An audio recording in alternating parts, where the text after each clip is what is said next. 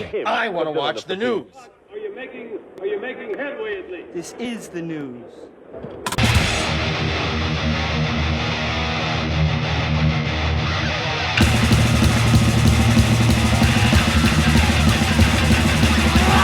Schmack-a-magob, it is time. Yes, time for the only news that matters.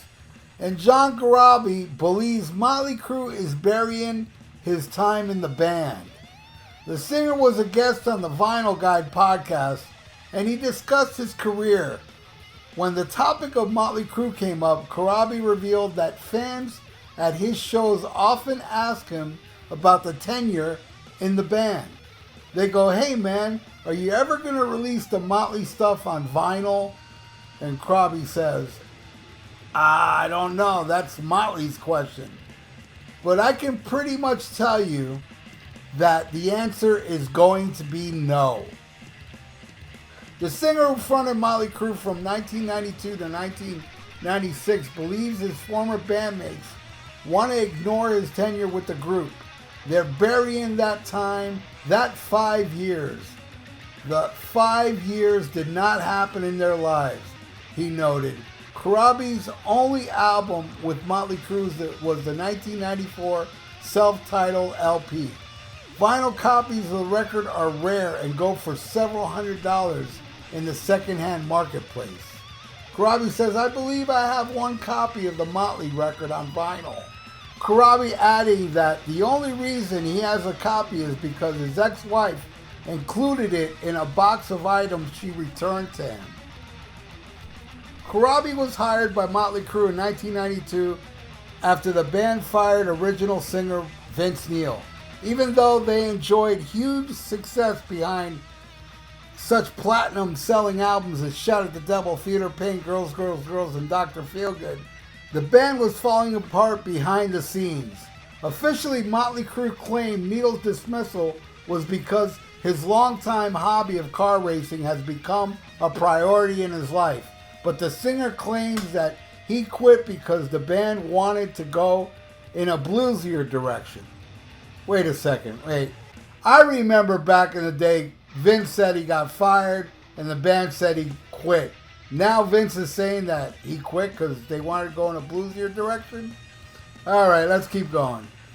After auditioning several singers, Corabi, who has been singing in the band Scream, was given the gig.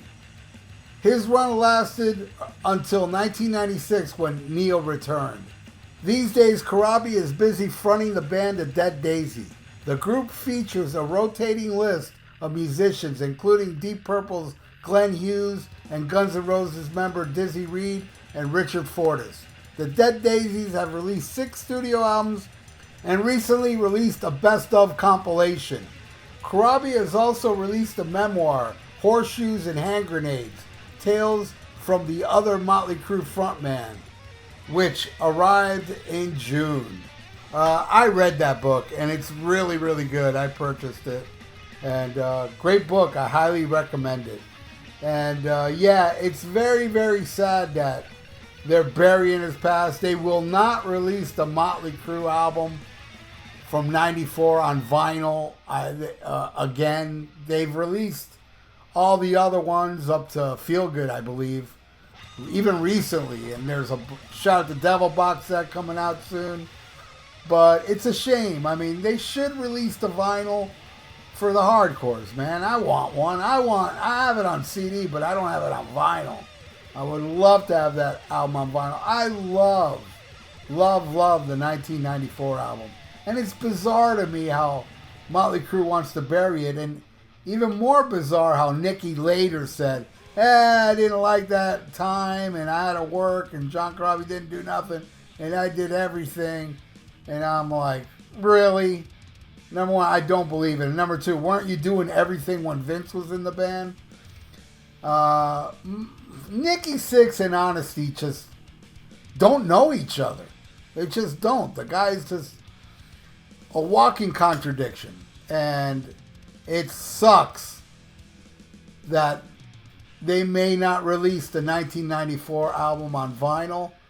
I think that's lunacy. I think there is money to be made. Yeah, not a whole lot of money, but geez, Skid Row released Subhuman Race on vinyl. And I know I've been waiting for that on vinyl forever. And so have a lot of the hardcore fans that love that album. And I know there's many of you out there that love that Corabi album that would love to have it on vinyl as well.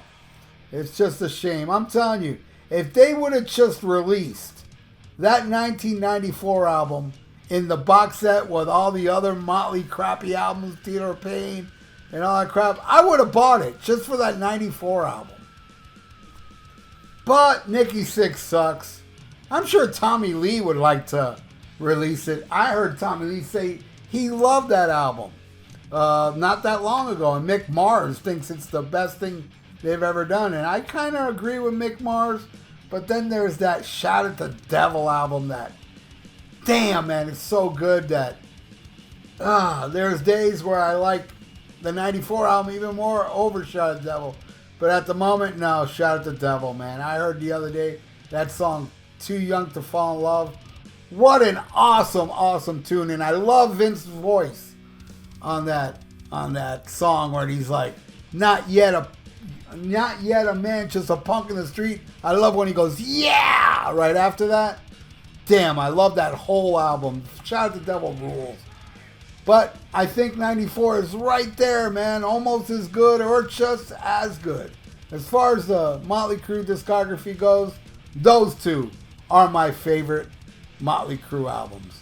Anyway, thank you all for watching The Only News That Matters. And if you haven't subscribed to my channel, please do. And ring the little notification bell. And please like the video for the YouTube algorithms. So stay frosty. Listen to Black Sabbath. And smack 'em a gob. Farewell and adieu to you fair Spanish ladies. Farewell and adieu, you ladies of Spain. For we've received orders for to sail back to Boston. And so never more shall we see you again.